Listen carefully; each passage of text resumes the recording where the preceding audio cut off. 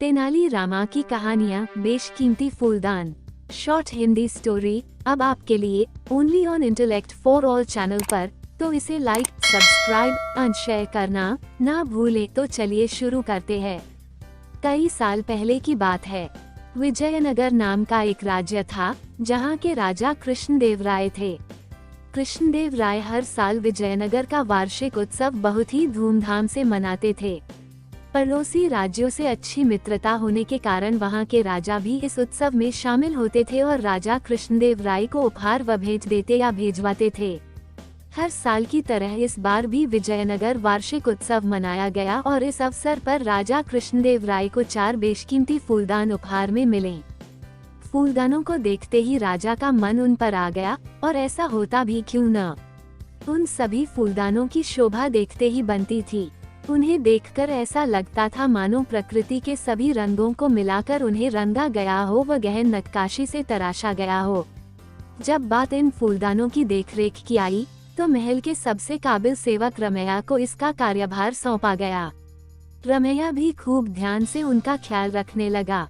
वो उन पर कभी धूल न लगने देता, बड़े सलीके से फूलों को सजाता व फूलों से बढ़कर फूलदानों की देखरेख करता।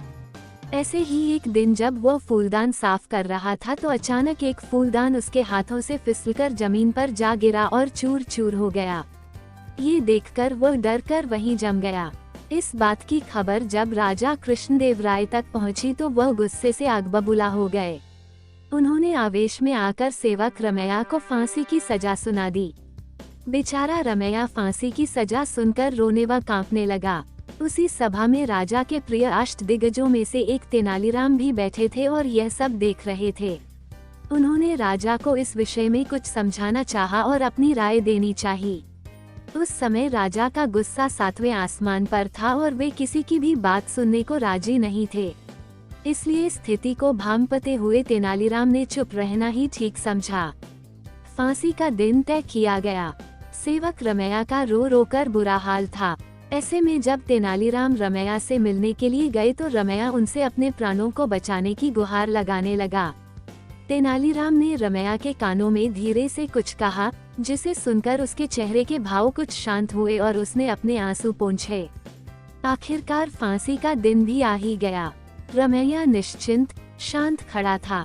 फांसी देने से पहले रमैया से उसकी आखिरी इच्छा पूछी गई। रमैया ने झट से जवाब में कहा कि वो मरने से पहले बचे हुए तीनों फूलदानों को एक अंतिम बार देखना व छूना चाहता है। सभी को उसकी यह इच्छा सुनकर बहुत हैरानी हुई। आदेशानुसार तीनों फूलदानों को मंगवाया गया। रमैया ने पहले सभी फूलदानों को निहारा, उन्हें धीरे से उठाया और एक एक करके सभी फूलदानों को जमीन पर पटक दिया, जिससे वे टूटकर बिखर गए। राजा ये देखकर गुस्से से लाल हो गए और उन्होंने रमैया से पूछा, मूर्ख, तेरी इतनी हिम्मत, बोल तूने ऐसा दुस्साहस क्यों किया? रमैया ने थोड़ा मुस्कुराकर जवाब दिया, मेरे भूल के कारण आपका एक बेशकीमती फूलदान टूट गया, जिसकी वजह से मुझे मृत्युदंड मिल रहा है। अगर भविष्य में किसी सेवक द्वारा ये तीनों फूलदान गलती से टूट जाते हैं तो मैं नहीं चाहता कि उन्हें भी मेरी तरह मृत्युदंड मिले और ये दिन देखना पड़े। इसलिए मैंने स्वयं ही बाकी बचे हुए फूलदानों को तोड़ दिया। ये सुनकर राजा का गुस्सा शांत हुआ।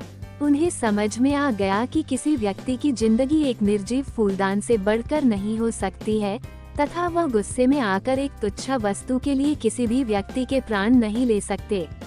उन्होंने सेवक रमैया को उसकी गलती के लिए माफ कर दिया। साथ में खड़े तेनालीराम ये सब देख मंद मंद मुस्कुरा रहे थे। राजा ने रमैया से पूछा कि तुम्हें ऐसा करने को किसने कहा था? रमैया ने राजा को सारी बात बताई कि ऐसा तेनालीराम ने उसे करने को कहा था।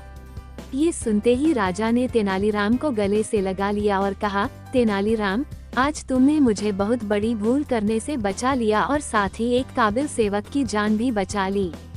आज की इस घटना से मुझे ये समझ में आ गया है कि मनुष्य को गुस्से में आकर कोई भी फैसला नहीं करना चाहिए, तथा किसी भी जीव के प्राण किसी वस्तु से कहीं बढ़कर हैं। इसके लिए शुक्रिया तेनालीराम। कहानी से सीख। इस कहानी से हमें 2 सीख मिलती है। पहला ये कि हमें आवेश में आकर कोई भी फैसला नहीं करना चाहिए। गुस्से में लिए गए फैसले अक्सर गलत साबित होते हैं। दूसरा ये कि किसी भी वस्तु के लिए हमें किसी इंसान के जीवन को खतरे में नहीं डालना चाहिए। किसी भी वस्तु का मोल किसी इंसान की जिंदगी से ज्यादा नहीं होता है। धन्यवाद। साथ ही हम आपको ये बता दें कि यह आपका अपना चैनल है, तो आप अपने चैनल को सब्सक्राइब करना ना भूले। शुक्रिया सब्सक्राइब करने के लिए। साथ ही कमेंट कर जरूर बताएं कि ये कहानी आपको कैसी लगी। मुझे इंतजार रहेगा आपके कमेंट्स का।